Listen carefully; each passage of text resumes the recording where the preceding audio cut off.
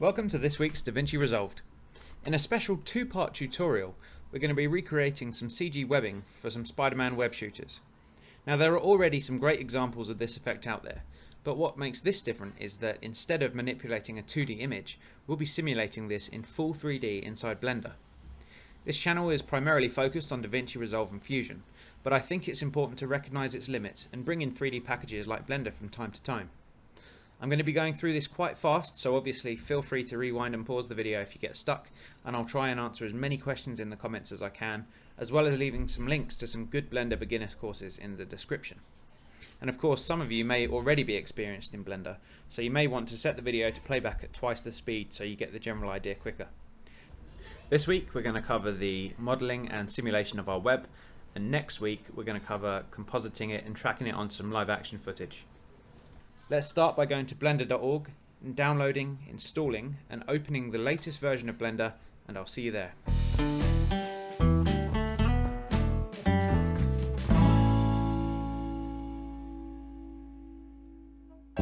So now we've opened up Blender. Let's hit A on the keyboard and then delete to delete everything. Next thing we're going to want to do is hit Control A and add a new mesh circle. Okay, now down here we've got our properties menu, and we're going to change the vertices to 16. So we've now got 16 verts. Okay, let's tab into edit mode, and we want to start scaling every pair of vertices down. So hitting S on the keyboard to scale those. Once we've done that, you can select a pair and hit Shift R, and it will repeat the previous action, so we'll get exactly the same operation applied to each pair of vertices that we select. Okay, I might scale that down a little bit more, so let's just do that again.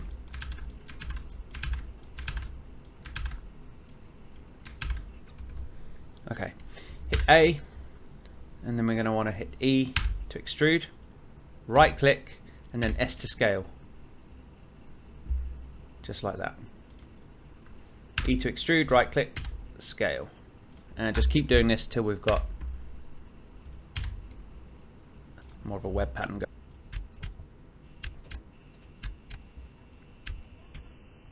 Okay, now you should have the Loop Tools add-on installed with Blender 2.8, I believe, automatically, but if not, just go to Edit, Preferences, and under Add-ons, search for Loop Tools, and just make sure you've got a tick here, because that will enable us access to this menu. If you right-click, Loop Tools, Circle, and that will form our top set of vertices there into a perfect circle for us. Okay, so now we want to start deleting every other face here to give us more of a spiderweb pattern. So if you haven't already, press 3 on the keyboard to select to go into face select mode and start selecting this outer ring here like that, and then you want to do the same on every other line, so the faces that are parallel. And you can see that we're getting kind of like a spider pattern going on here, spider web pattern, and just like that. Okay, and then we can hit delete on the keyboard and then faces. Now to give our spider web a bit more of a webby sort of look, hit A on the keyboard to select all the faces, right click and subdivide. Hit Shift R maybe again to do it, just give it a bit more definition. Then we can select that inner ring again, and with our proportional editing turned on, set that to sharp and scale inwards, and you can just see you get that sort of a bit more of a curved shape at the edges like that. I'm going to turn off proportional editing now, and I'm going to scale up that inner ring again slightly. So now we have our spiderweb pattern basically complete. We could carry on from here, but as you can see, the spiderweb's pretty much perfect in the fact it's kind of symmetrical, and we don't want that. We want to add a bit of random movement to it. So what we can do is, if we click on the mesh, tab into sculpt mode this time, hit N on the keyboard to get our side menu out, and click on Tool, and we want to turn off symmetry, because currently everything we do here is going to be mirrored down the x-axis. So we're going to click on that and turn symmetry off, and then we're going to select the grab brush here, and if we hit F, we can change the scaling of our brush, and we can just start moving things around, stretching vertices around. Make sure as well that you've hit 7 on the numpad, which will put you in top view mode, so it will only change things at this angle. It won't start messing around with other aspects of the mesh. What we do want to do is preserve this, the shape of this center circle here, because that's where the web's going to attach. So if we just start moving things around a bit here, Shift will smooth out your stroke. I'm going to get things thinner. At this point, just use your own artistic license really to make what you want to make it how you want to make it. I'm just going to very quickly put a few verts out here. I am going to include the blend file in this, so if you want to just use mine, that's fine as well.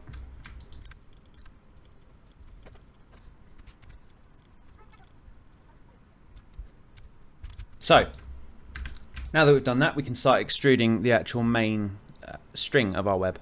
To do that, we're going to tab into edit mode, and we're going to select this ring again by using the Shift and Alt trick to select the edge loop there. But first thing we're going to do is turn on proportional editing. Turn it back to smooth. Turn on proportional editing by either clicking up here or using the O key on the keyboard. We're going to turn that on. Then press grab, Z, and start pulling up. And as you can see, we're going to start getting our web shape starting to appear here. Now these sort of tendrily bits down here, these are what's going to attach to the wall, so we don't want to move these up too far. So you can use the scroll wheel to change the size of your proportional fall off. So let's change it to about there. Yeah, that doesn't look too bad. And then we can use scale as well if we want to scale things in a bit maybe, or out a bit. But I think for now that's fine. So with this edge ring still selected, press 1 on the keyboard, and then we want to press E to extrude, and then Z to pull it up and constrain it to the Z axis. And now moving the mouse, you can pull that out and you've got your web. Or mop, depending on how you want to look at it. But just make sure as well you've got smooth shading turned on, so if you click on your mesh, right click and shade smooth, that will just shade out any facets that were on the mesh from there. Now this next part is quite important because we need to make sure the scale is correct from our mesh. So hit 1 on the keyboard, we want to rotate, so press R, then we want to hit Y to rotate it in the Y axis, and then 90, type in 90 and hit enter, and that will rotate our web 90 degrees. So what I was saying about the scale was we want this to match real world scale, and it's going to depend completely on your footage. So what I would do is I've imported a mesh from Make Human, so I'm going to import the FBX. Where's that? There we go, FBX. And just in one of my test folders, I had a human model, which I imported. Okay, so now it's just going to give us an idea of scale, how big we want things to be. So I'm going to grab that and I'm just going to position it, rotate in the Z axis, like that, and scale it down. Because we want the proportion to match our footage. So let's say, for example,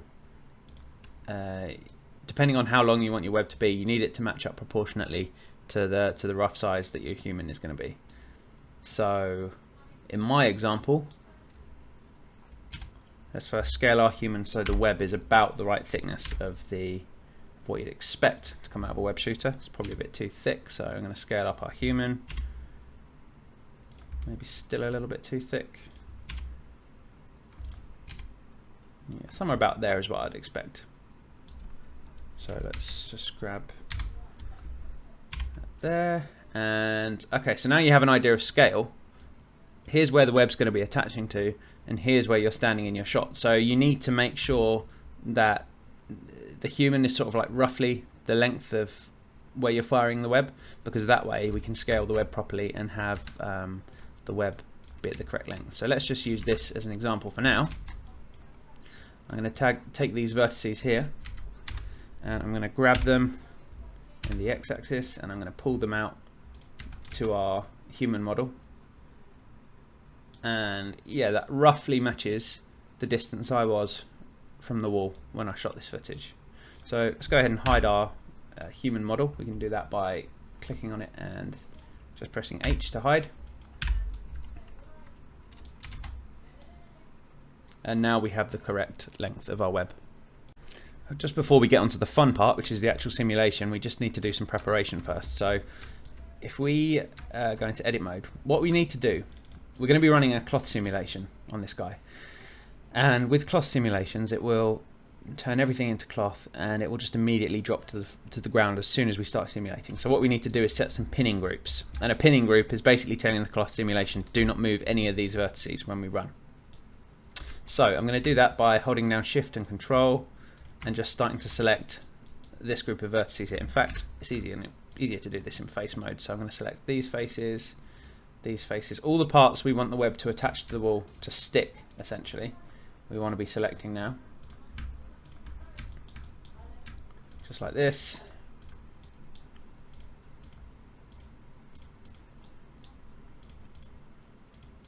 Like that.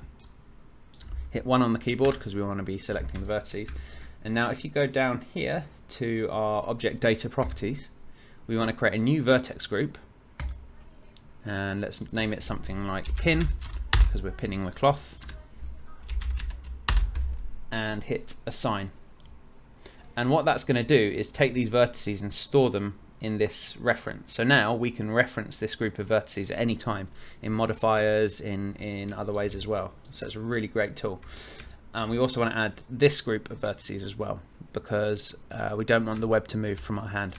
First thing I'm going to do though, a cloth simulation needs a lot of geometry to work properly. So I'm going to hit Control R, and you'll see that this will create an edge loop here. And if you scroll up on the mouse wheel, it will start inserting more and more edge loops and giving us more geometry. So I'm going to scale that up until there's plenty of geometry for the simulation to work with. And left click and then left click again, and that will confirm that. Now we want to add these end vertices to our pinning group. So I'm just going to select these and I'm going to hit assign. So now we have all of our vertices in that vertex group. If you click on select, you'll know you've done it right, because it will select all of those vertices we've assigned and then deselect. We know that we now have the correct pinning group. So now on to the really fun part, which is the cloth simulation. So if we click on our web here, I'm going to rename that with F2 to web, and then go on to our physics tab of our object, and we want to click on cloth like that. And just make sure by clicking here we set the preset to cotton for now, which will give us a set group of settings that we're happy with. And then if we go down to shape, set the pin group to pin. That was that vertex group we just created. That will mean that nothing in this group will move when we run the simulation. So make sure we're on frame 1 and hit play. And you'll see that we now have a cloth web. Okay, cool. That's great. So the next thing we want to do is give it a bit more life, because currently it just sort of flops to the ground. So we want to add some turbulence to that. We'll start by creating a new cube by hitting Shift A, Mesh, Cube. And we want to line that up with the end of our web, just about there. And then with the physics tab selected still, hit collision.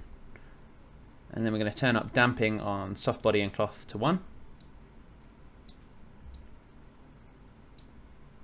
And now we want to animate our cube going through our web. First, although, I'll just click on our cube, and I believe it's in object properties, viewport display, set the display mode to bounds, because then we'll be able to see that box isn't going to block the view of our web. And now we need to animate this box moving from here to the other end of our web, because what it's going to do is it's going to interfere with that cloth simulation, pulling the web out, adding some turbulence to it. So with the box selected on our first frame, hit I on the keyboard, and we want to add a keyframe for location. So then we want to decide, okay, how quick is this web going to shoot out?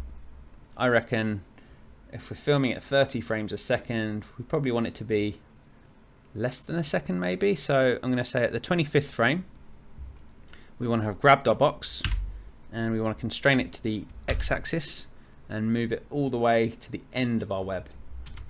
And let's make sure that's lined up with our web there.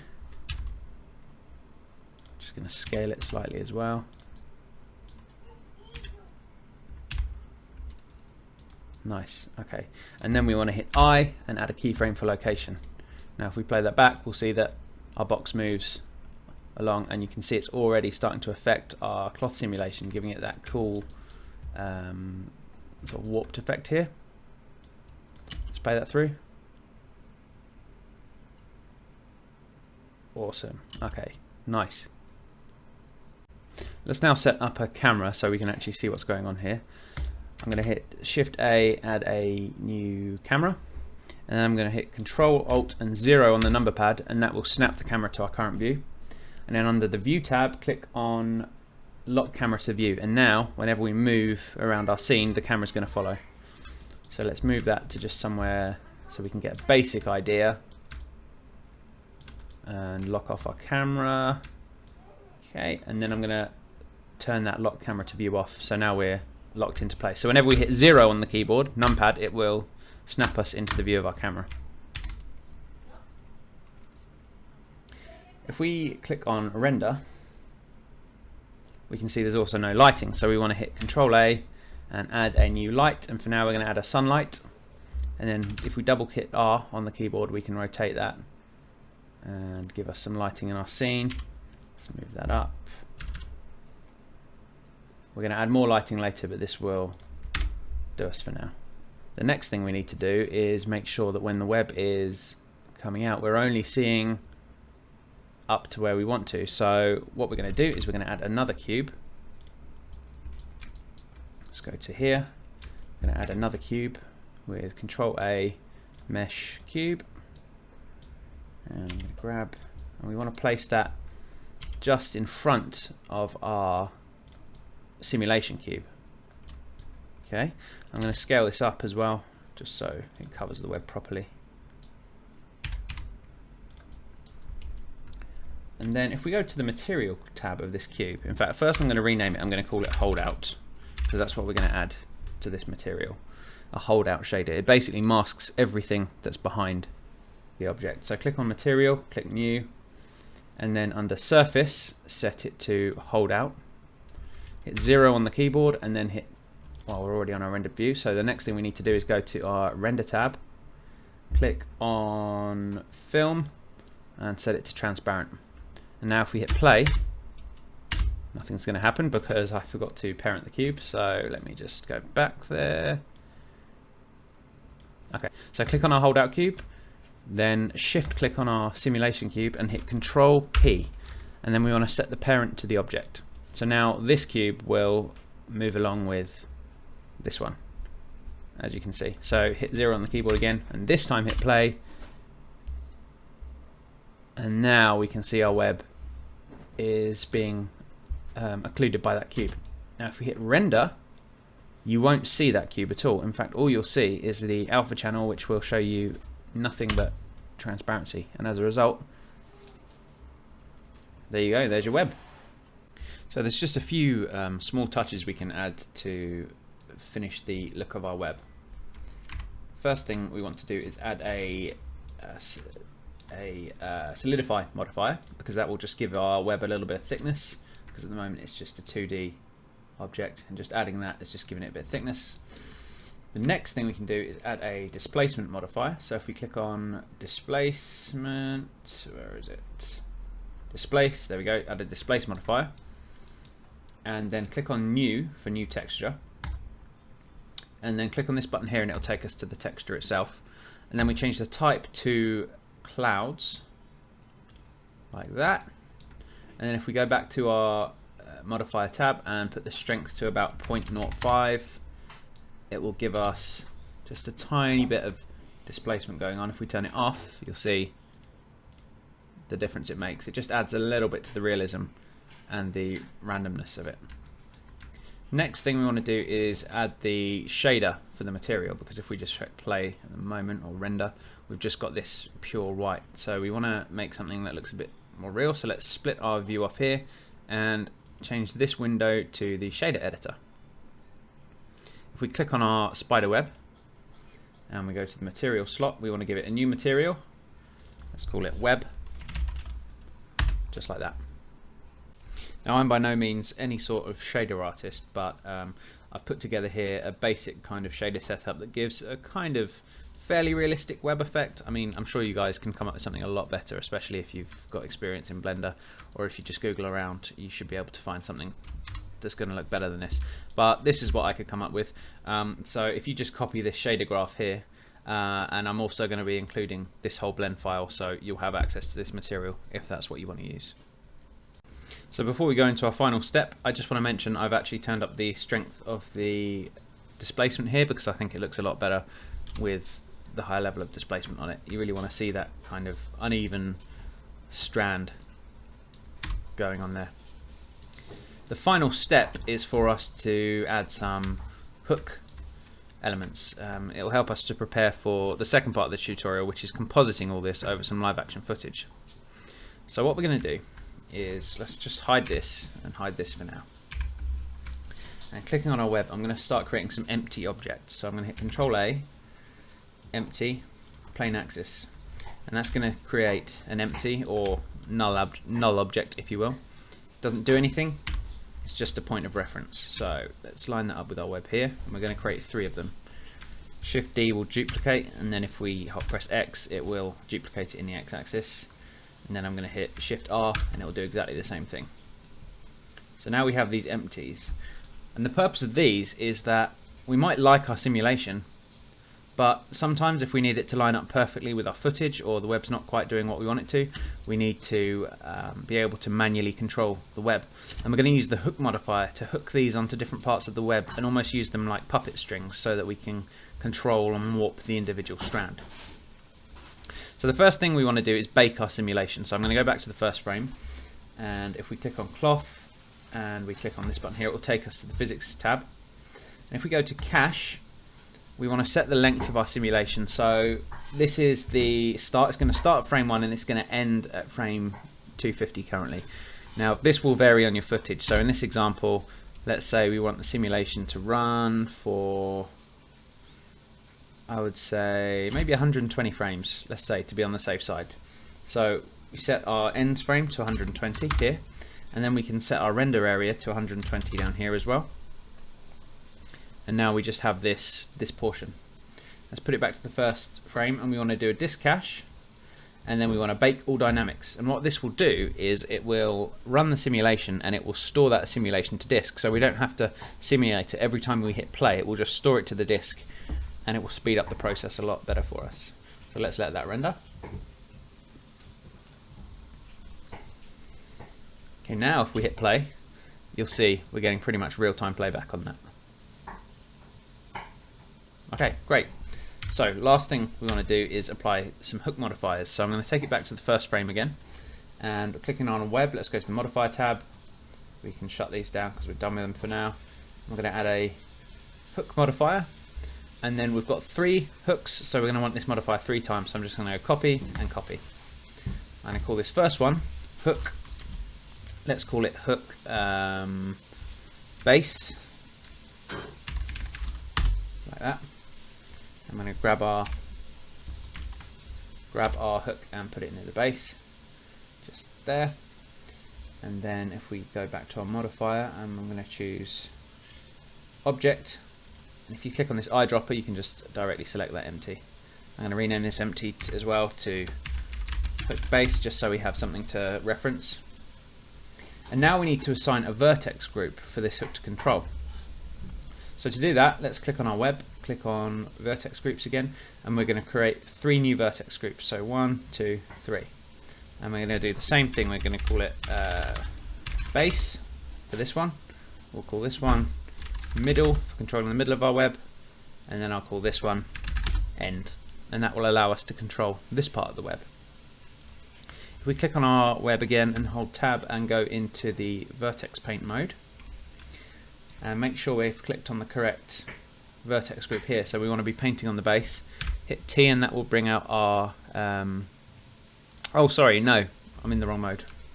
We want to be in where is it? Weight paint mode. Here we go. So we're painting weight. So click on the base, and now we are assigning vertices to these groups, but we're doing it with a paintbrush, and that means we can do a nice gradient pattern. So if you click on gradient and click on the end and then just drag out, see this rainbow pattern here? Everything in red we will have complete control over, and everything in blue will be not added to the group, but we've got a good gradient there. So let's tab back into object mode and then go on to our mesh, and then we want to set the vertex group to base. Okay, and now if we click on this our hook here and start moving it around, look at that, we have full puppet control of our web, despite the fact it's a simulation. We can go in after the fact and start animating this around, and we're going to need this because we're going to need it to attach to our web shooter. I'll show you how to do that in the next part. So as for these bits, it's just the same process. So let's do this one middle. So we're going to rename this modifier to hook middle. I'm going to hook it onto this empty, rename it to hook middle. Let's click on that. And then vertex group, we need to go back into Vertex Paint, into weight painting. So we'll go into weight paint here and just click on middle, and you'll see that the colors disappear because this group has no weights assigned to it. Press N and go to tool, and we can set the gradient type to radial because we just want to select the middle bit. So let's grab and start drawing like that. Okay, and back into object mode, modifier tab, vertex group middle, and now when we grab this, we have control of the middle of our web. And as you've probably guessed, it's exactly the same for this part. So I'll just time lapse through hooking this on now.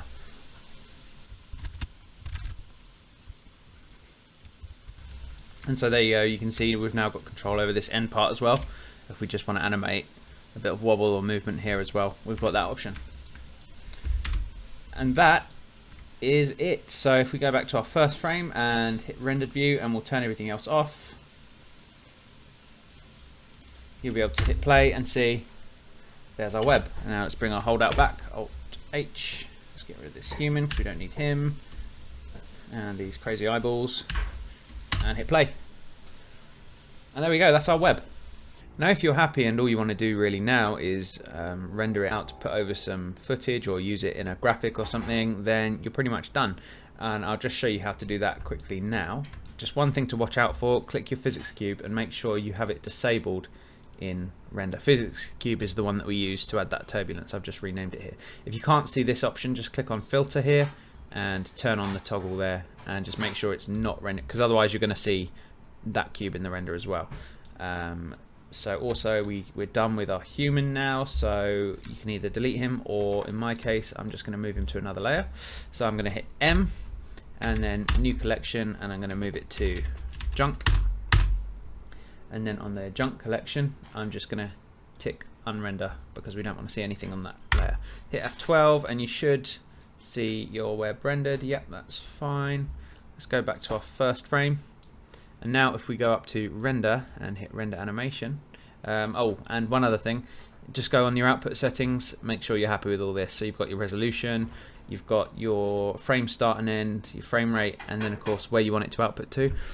Good idea is to save it as an image sequence, so I just go PNG, make sure it's RGBA, that's the alpha channel as well, so that will save your transparency. Hit render and render animation, and you should see your web start to render. So I'm going to time lapse through this just so you can see what it looks like.